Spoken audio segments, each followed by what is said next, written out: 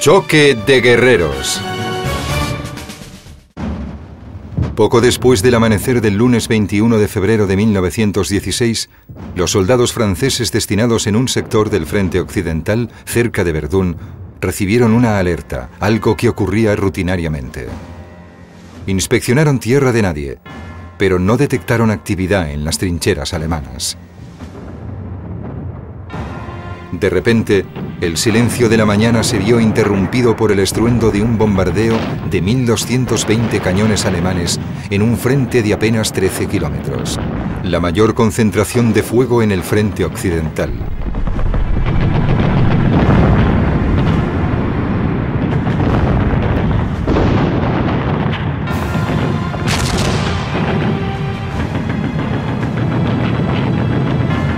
Dio comienzo una de las batallas más prolongadas y agónicas de la Primera Guerra Mundial.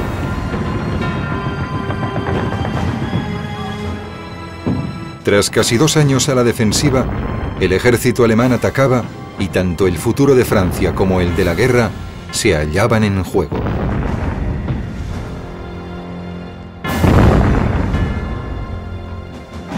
El comandante alemán, general Erich von Falkenhayn, planeaba una ofensiva limitada. Costaría la vida de 1 millón de hombres.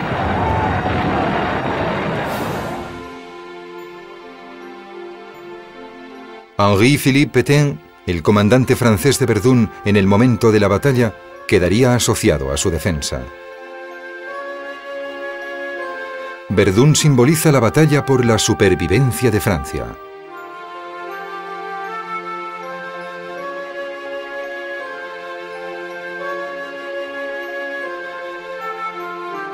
Supondría un enfrentamiento entre los generales Pétain y Falkenhayn en una de las batallas más famosas de la historia.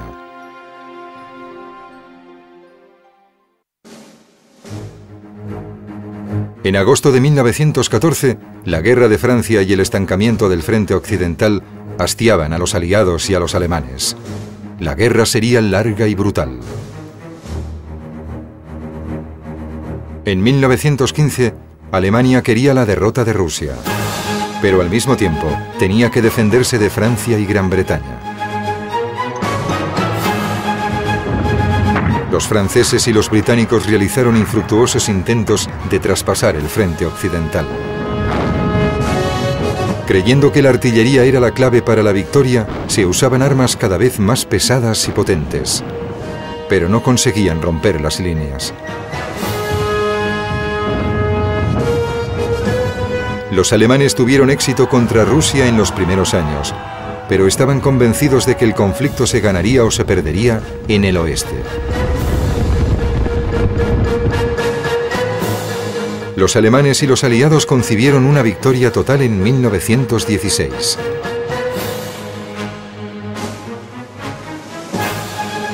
Para Pétain y Falkenhayn, 1916 sería el año decisivo. Sus brillantes trayectorias se verían enfrentadas en Verdún.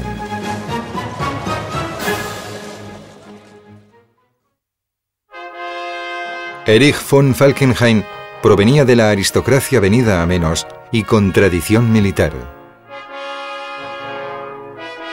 Gracias al mecenazgo del Kaiser Guillermo, logró un rápido ascenso en su carrera.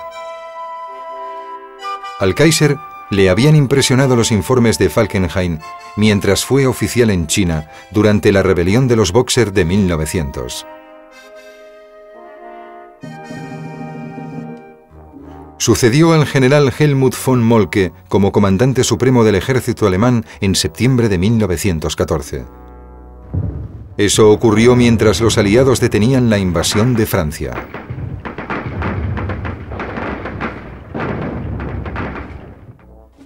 Falkenhayn era arrogante e impopular, 2 características negativas para ser un buen líder.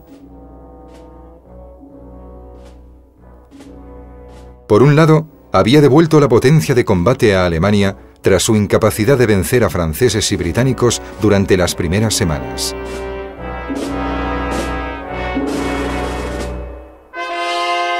Pero por otro, había enfurecido a los generales Hindenburg y Ludendorff con sus dudas sobre el frente oriental, que habían detenido la ofensiva alemana cuando la victoria parecía estar al alcance.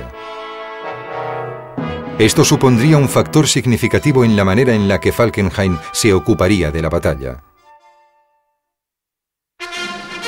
Henri-Philippe Pétain provenía de una familia humilde y estaba a punto de jubilarse del ejército tras una carrera de 36 años, cuando estalló la guerra.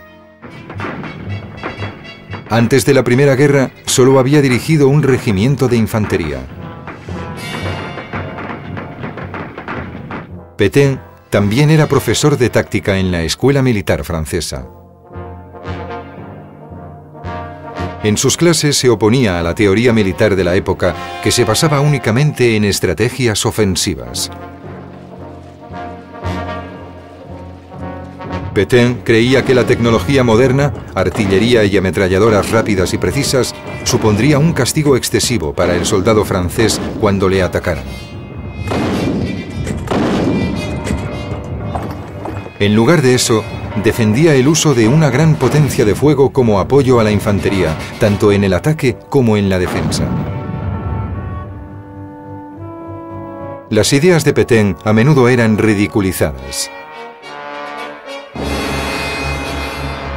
Pero sus predicciones se convirtieron en realidad durante los ataques franceses de 1914 y 1915.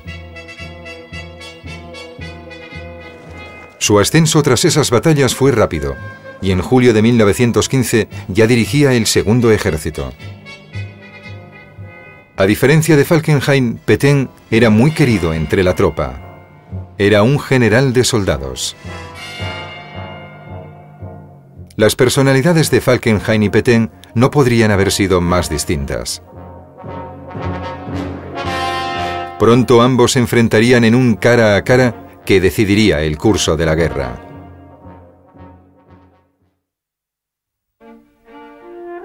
Los líderes franceses y británicos se reunieron en diciembre de 1915 para planear una gran ofensiva durante el año siguiente. Poco después, el general Georges Joffre escribió al nuevo comandante en jefe británico, general Sir Douglas Haig. Sugirió que británicos y franceses atacasen juntos a ambos lados del río Somme.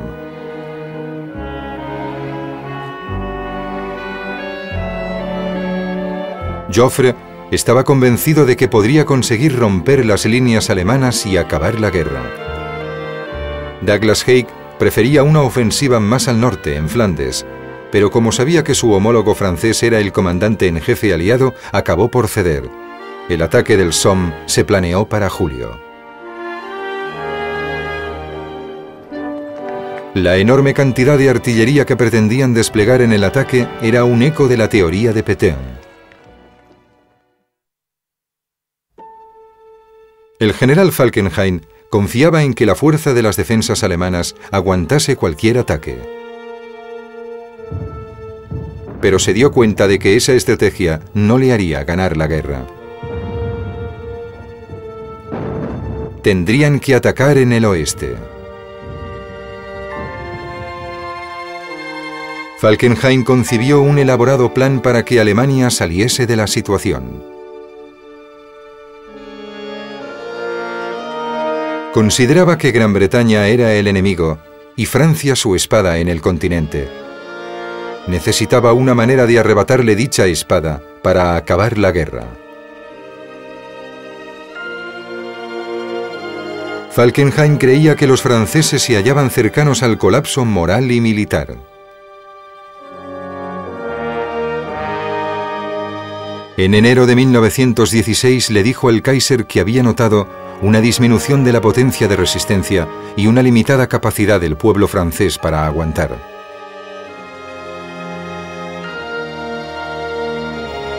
Concluyó que si Francia caía, Rusia le seguiría y Gran Bretaña, aislada, querría obtener la paz. Los acontecimientos de 1915 habían sido suficientes para disuadir a Falkenhayn de intentar romper las líneas enemigas. En vez de eso, planeó una ofensiva limitada contra un sector de la línea francesa. Ese lugar era Verdún. Ciudad fortaleza durante siglos, Verdún está situada sobre el río Mosa y simboliza el valor y orgullo nacional francés. Construida bajo la supervisión del arquitecto del rey Luis XIV, Vauban, había resistido invasiones durante más de 200 años, incluyendo un intento alemán en 1914.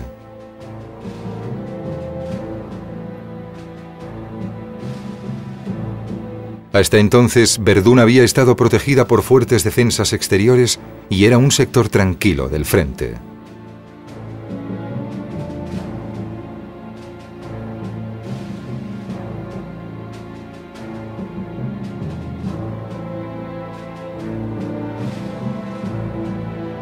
Pero iba a convertirse en la trampa mortal de Falkenhayn, obligando a los franceses a defenderse.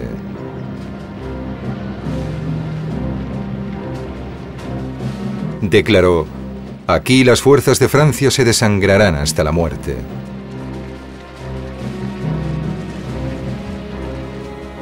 Los alemanes veían Verdún como el corazón de Francia y sabían que un ataque sería devastador.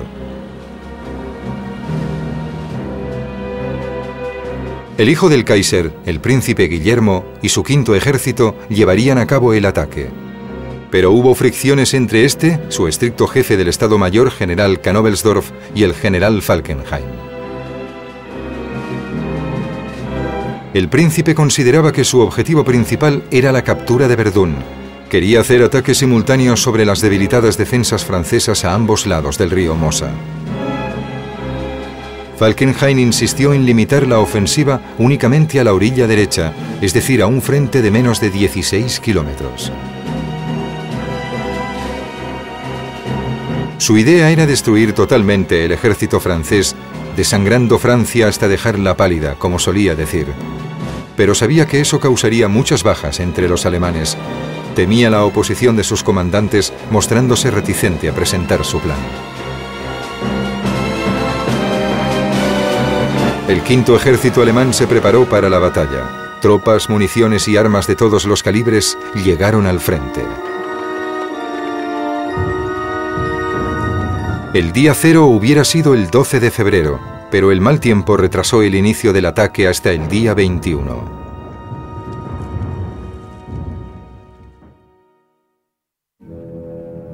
El general francés Noël de Castelnau dirigía el sector de Verdún.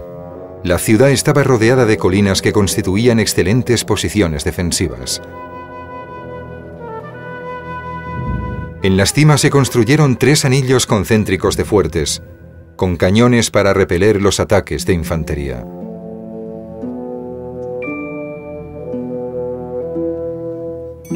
Los fuertes era la principal estrategia defensiva francesa.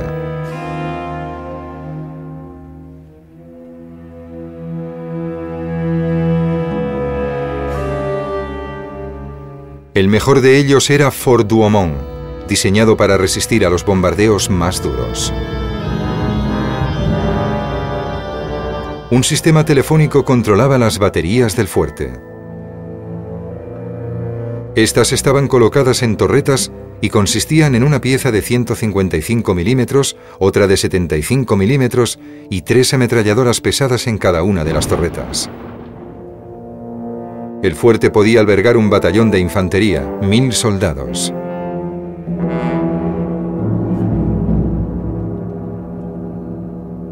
Pasadizos subterráneos unían los emplazamientos de las armas. Cada uno de los fuertes estaba diseñado para resistir durante semanas sin ningún tipo de ayuda. Se hallaban emplazados entre 8 y 16 kilómetros de Verdún. Estaban defendidos por trincheras, reductos y cinturones de alambradas.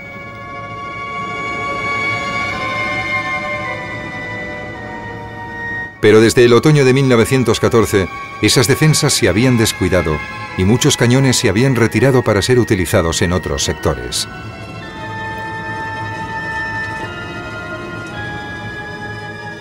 La inactividad a ambos lados de la alambrada había provocado que la guarnición sintiera una falsa sensación de seguridad. Muchos de los fuertes, incluido Douaumont, poseían escasos efectivos. Las tropas francesas habían bajado la guardia. El teniente coronel Émile Drian, comandante de regimiento, no estaba satisfecho de la situación.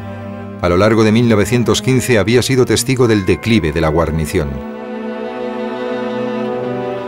Le preocupaba que Verdún quedase indefensa ante cualquier ataque de envergadura y utilizó sus influencias hasta que el Ministerio de Defensa francés tomó cartas en el asunto. Se envió una comisión a inspeccionar Verdún que recomendó que se tomaran medidas urgentes. Henri Pétain, que dirigía el segundo ejército más al norte, tuvo noticias del asunto. Pero concentrado como estaba en la defensa de la región de Champagne, no tuvo tiempo para pensar en Verdún.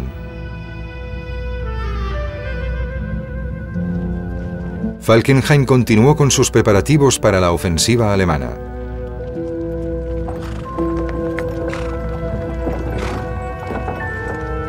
A finales de enero de 1916, los franceses vieron probable un ataque alemán y que Verdún podría ser el objetivo principal. Casi demasiado tarde, Joffre ordenó a 2 divisiones de infantería que reforzasen dicho sector. Pétain y otros comandantes franceses, nerviosos, dirigieron la vista hacia la fortaleza francesa. Los defensores de Verdún luchaban frenéticamente en una desesperada carrera contra el tiempo.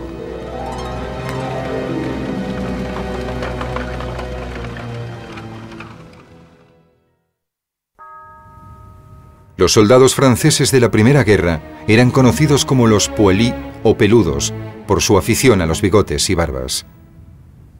Odiaban atrincherarse. No les gustaba construir el sistema de trincheras alrededor de los fuertes que constituían la defensa de Verdún.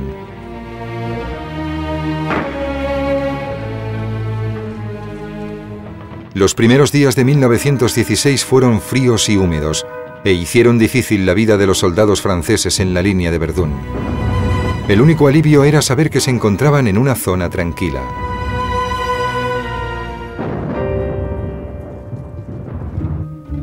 Pero esta apatía también tuvo consecuencias para los defensores de Verdún.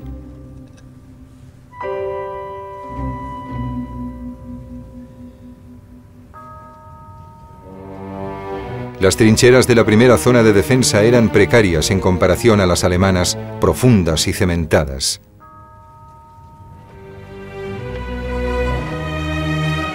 La línea alemana se curvaba alrededor de Verdún a cada lado del río Mosa. Situada sobre una elevación del terreno, dominaba la ciudad y sus fuertes. Las defensas alemanas estaban bien localizadas y eran formidables.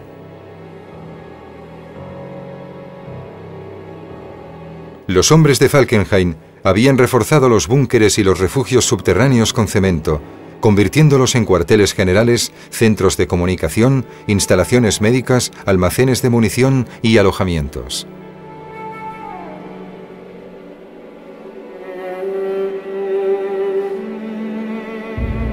Tras la línea, Falkenhayn instaló vías férreas estrechas para el transporte de la munición y suministros necesarios para el ataque.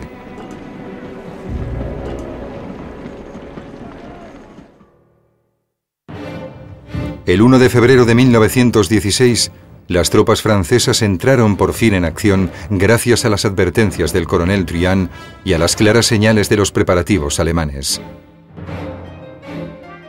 Los refuerzos que Joffre había destinado a Verdún llegaron y se situaron en sus posiciones.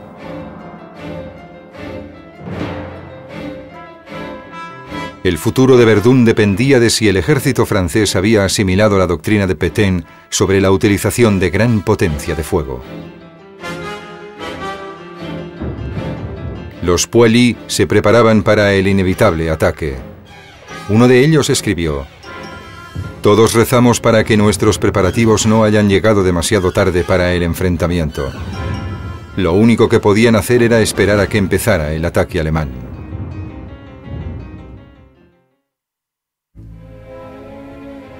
Preparados para asaltar Verdún, los hombres del quinto ejército alemán confiaban en su comandante, pero sentían hostilidad hacia Falkenhayn y su equipo.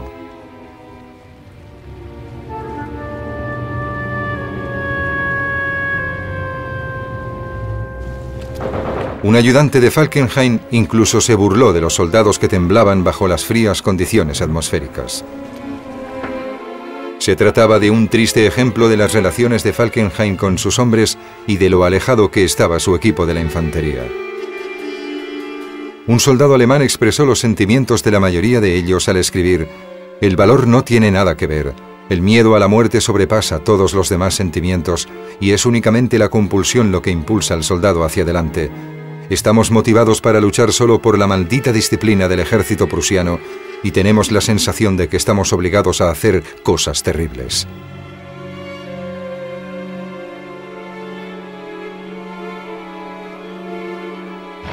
El entusiasmo por la guerra había desaparecido. Existía un extraño sentimiento premonitorio sobre la próxima batalla.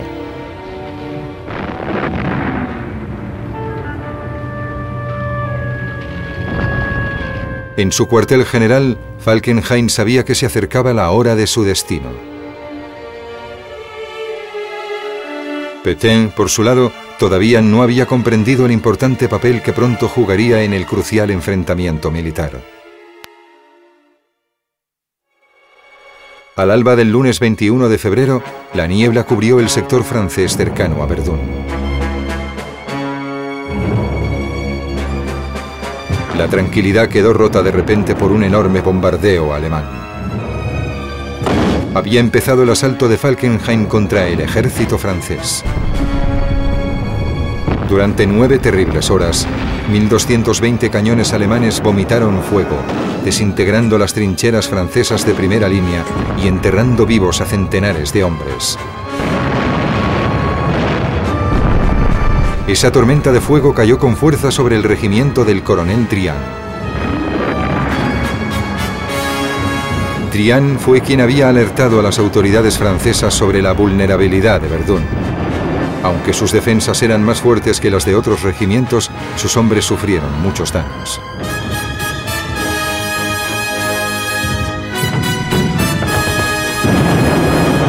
A las 4 de la tarde llegaron las primeras oleadas de infantería alemana. Mientras el asalto avanzaba, el frente francés corría el riesgo de derrumbarse. Un gran ataque de infantería tras el bombardeo habría roto las líneas francesas.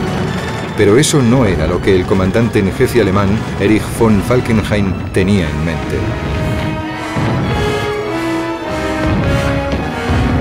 No quería que los franceses se retiraran, sino que enviaran más tropas a Verdún para que él pudiera aniquilarlas. Al final del día, el ataque alemán había penetrado en las defensas francesas hasta una profundidad de 3 kilómetros.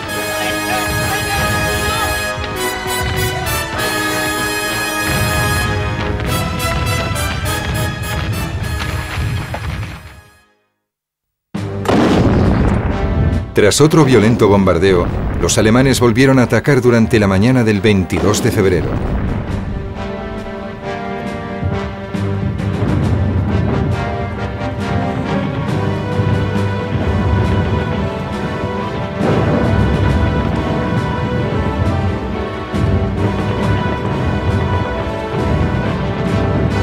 Una nueva arma aterradora y mortal apareció entre las tropas de asalto alemanas: los lanzallamas. Se usaron con efectos devastadores sobre la resistencia francesa.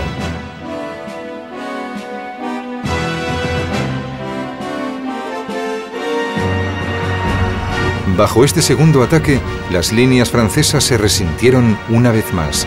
Consciente del peligro, el coronel Drian decidió que los restos de su regimiento debían retirarse antes de ser diezmados.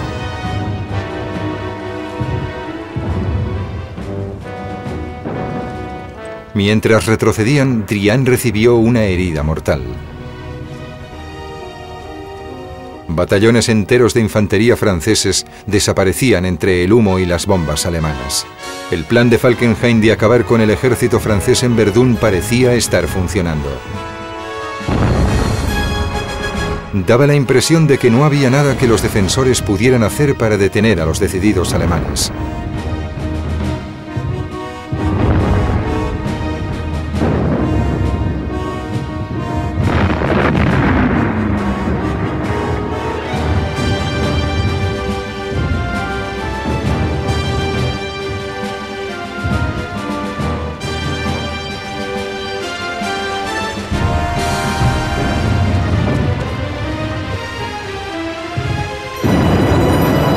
Las tropas francesas caían a manos de su propia artillería. Las ametralladoras francesas detuvieron muchos contraataques franceses antes de que empezaran.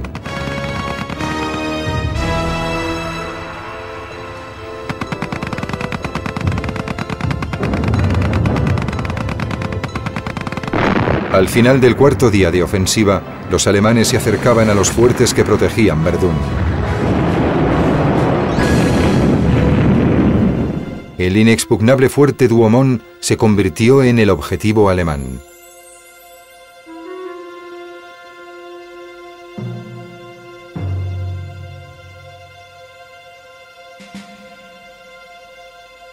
El experto en asaltos, el sargento Kunze, sería el protagonista de este ataque.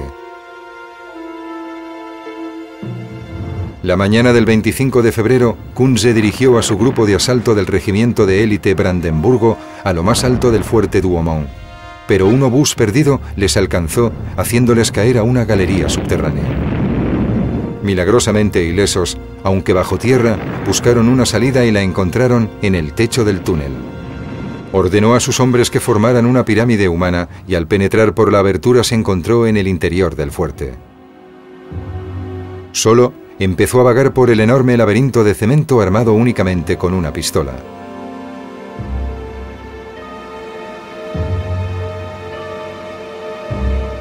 Oyó los estruendos amortiguados de los cañones de 155 milímetros del fuerte Douaumont.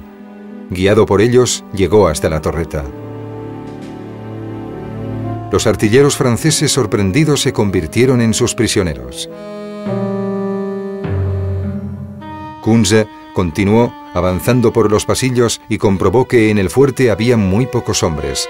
Acabó por encontrar al resto de la guarnición en el dormitorio principal todavía acostados.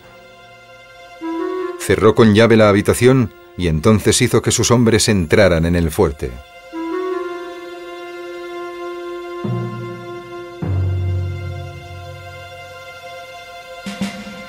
El sargento Kunze, en solitario, había capturado el más prestigioso bastión de Verdún. En Francia, la rendición del fuerte Douaumont se recibió con desconcierto.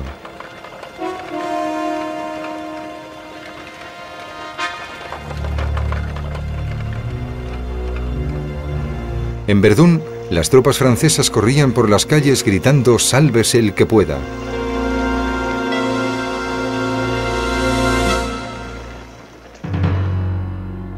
Tras 5 días de batalla, Verdún estaba a punto de venirse abajo.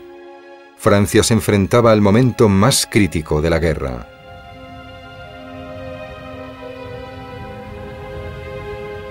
El alto mando había descuidado Verdún y ahora se enfrentaba a las consecuencias.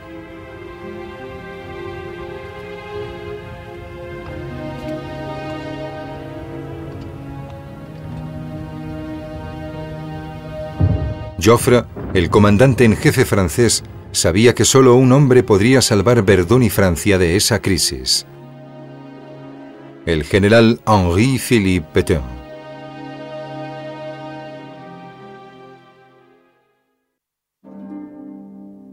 La noche del 25 de febrero de 1916, el comandante en jefe, Joseph Joffre, ordenó a Pétain que se ocupase de la guarnición de Verdún.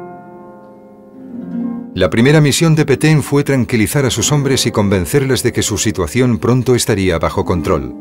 A partir de entonces trabajaría para contener y derrotar el asalto alemán.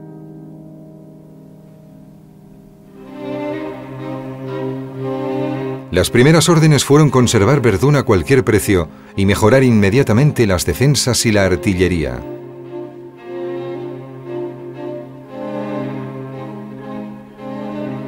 Los refuerzos empezaron a llegar a Verdún.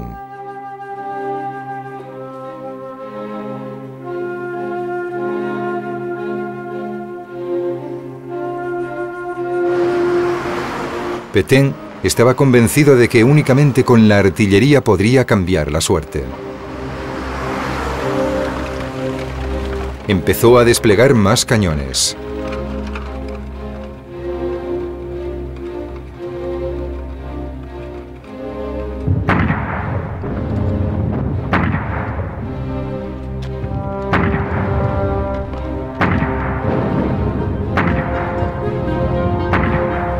Aún así, el arma más poderosa de Pétain era su mera presencia. Su frase "no pasarán" se volvió legendaria.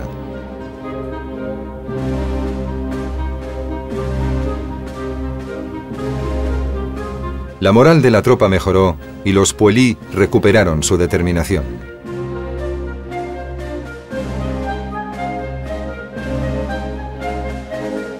Mientras tanto, por la única ruta de acceso a Verdún que estaba a salvo del fuego alemán, llegaban camiones que traían una cantidad constante e interminable de suministros y refuerzos.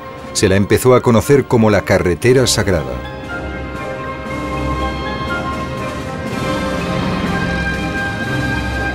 Durante la primera semana de marzo, 190.000 hombres avanzaron por ella hasta el frente.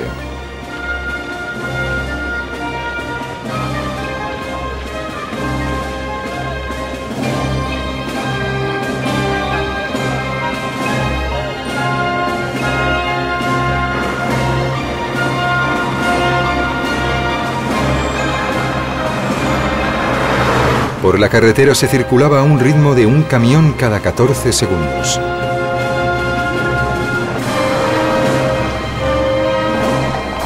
Falkenhayn parecía estar consiguiendo su objetivo de atraer a todo el ejército francés hasta su matadero.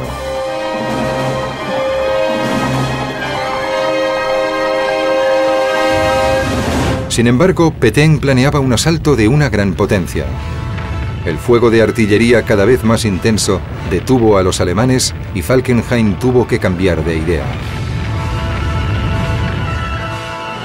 Finalmente permitió al príncipe Guillermo que extendiera el ataque a la zona occidental del río Mosa. El 8 de marzo, los alemanes habían creado una posición al otro lado del río y empezó otra batalla titánica.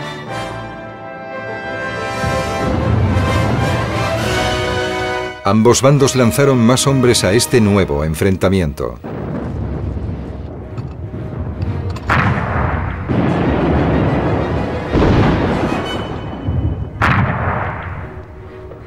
Las bajas francesas fueron numerosas. Pero Pétain también estaba causando graves daños a los alemanes. En abril de 1916, los contraataques franceses estaban mejor planeados, eran más duros y frecuentes. Los alemanes se alejaban de las puertas de Verdún.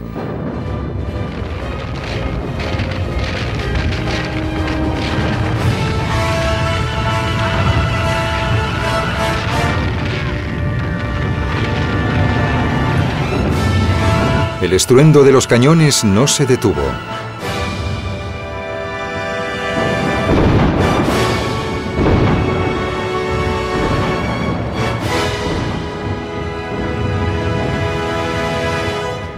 En mayo, el paisaje de Verdún era un escenario de muerte y terror. El campo de batalla había quedado pulverizado por la artillería de ambos bandos.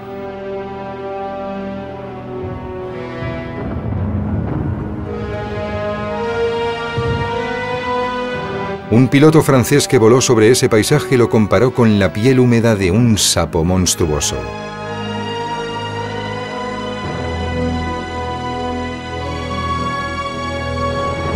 En tierra, el soldado y escritor Jacques Millet lo describió así: por todas partes había cuerpos sobre los que tus pies se hundían. El hedor de la muerte flotaba sobre el revoltijo de cadáveres en descomposición como un perfume infernal.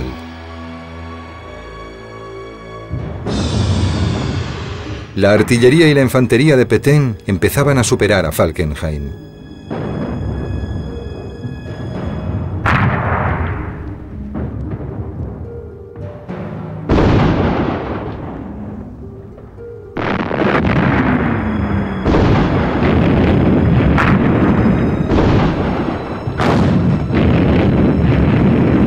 A diferencia de su oponente, Pétain continuamente relevaba a sus hombres por tropas nuevas.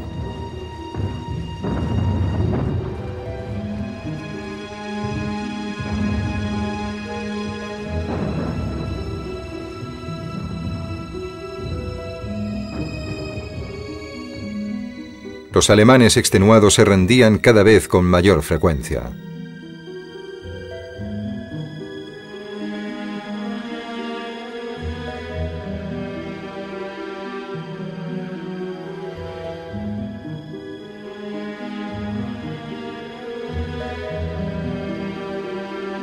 Pétain había salvado Verdún. En mayo de 1916 fue ascendido para dejar paso a dos hombres más enérgicos y despiadados.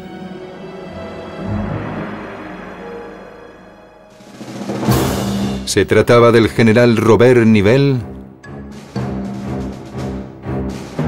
y del general Charles Mangin, al que sus hombres conocían como el Carnicero. La batalla proseguiría presionando al ejército británico para atacar en el Somme antes de lo previsto.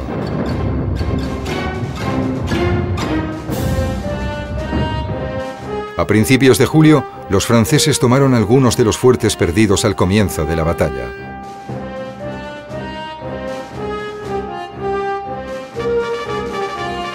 La situación estaba cambiando en Verdún.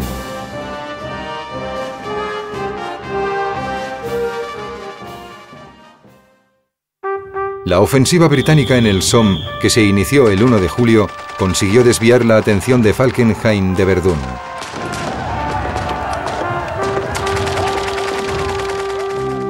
Se vio obligado a pasar a la defensiva. No podía atacar a los franceses y al mismo tiempo resistir ante la presión británica. Falkenhayn había fracasado en su estrategia de aniquilación del ejército francés y había disminuido peligrosamente la fuerza alemana. Los franceses pudieron recuperar la línea de frente original a finales de 1916. El ejército de Pétain había salvado tanto Verdún como a Francia, pero el precio había sido muy alto.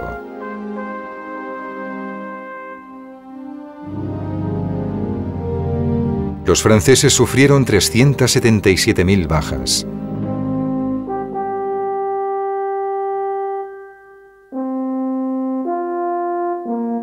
El 40% resultaron muertos o desaparecidos.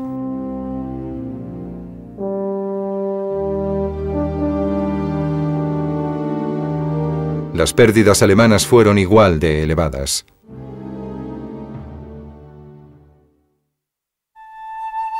Durante 1916, más de 3/4 partes de los soldados franceses habían circulado por la carretera sagrada.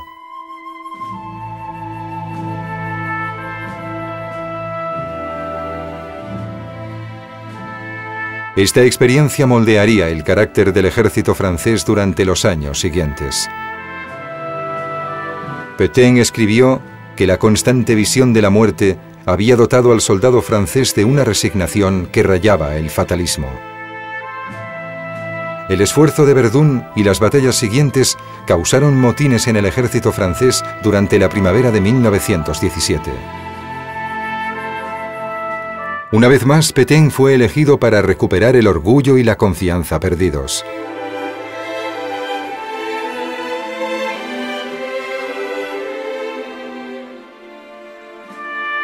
Pétain no dudó en hablar directamente con la tropa para descubrir cuáles eran sus motivos de queja.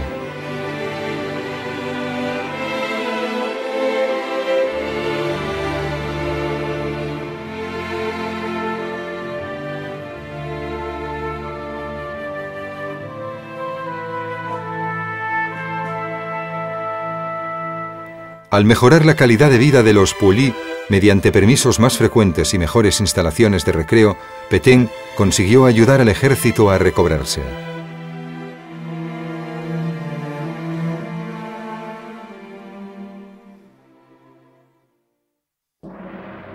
Henri Pétain saldría de la Primera Guerra Mundial como el mayor héroe francés. 20 años después, en mayo de 1940, sería llamado de nuevo para rescatar a su país del desastre.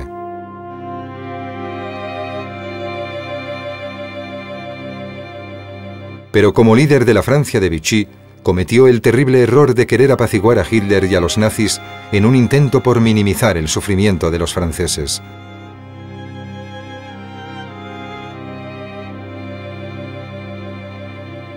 Las decisiones de Pétain le harían caer en desgracia al final de la Segunda Guerra Mundial.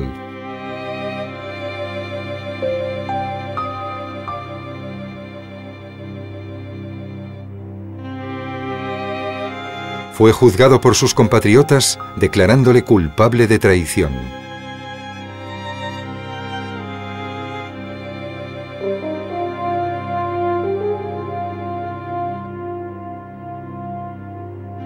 Charles de Gaulle, que había luchado en el regimiento de Pétain antes de 1914, mostró clemencia y le salvó de ser condenado a muerte. El antiguo héroe de Francia murió en 1951.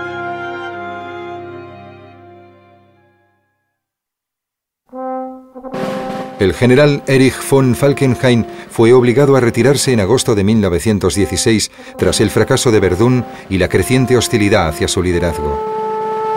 Fue sustituido por los generales Hindenburg y Ludendorff, que habían tenido éxito en el frente oriental. En septiembre de 1916, Rumanía entró en la guerra en el bando aliado y Falkenhayn fue enviado a aplastar esta nueva amenaza, haciéndolo con gran crueldad. Después recibió la misión de ayudar a los turcos a reconquistar Mesopotamia. Luego intentaría hacer lo mismo en Palestina. En ambas misiones fracasó. Falkenhayn pasó los últimos meses de la Primera Guerra dirigiendo un ejército en Lituania. Murió en 1922.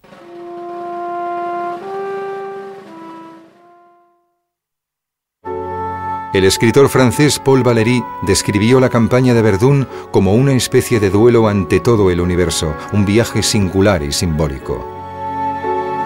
Fue una prueba suprema de voluntad para los soldados y los comandantes de ambos bandos.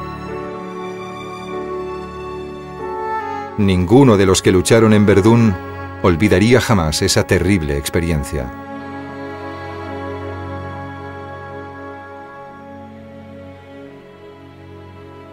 Los dos generales responsables de la lucha eran hombres con caracteres completamente opuestos. Los soldados odiaban al autocrático y distante Erich von Falkenhayn. Por el contrario, el compasivo Henri-Philippe Pétain era una fuente de inspiración para sus hombres. Falkenhayn quería convertir Verdún en un símbolo del sacrificio francés. Pero apareció Pétain y frustró sus planes. El sacrificio de ambos bandos fue inmenso, como es evidente por las tumbas de aquellos que aquí cayeron.